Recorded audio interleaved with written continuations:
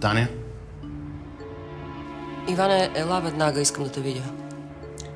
Таня? Днес внасям обвинителния акт на Гончев в съда. Още не съм го направил. Помисли, моля те. Това, за което искам да те видя, има връзка. Ще подам жалба за нападението над Мая. Ела веднага.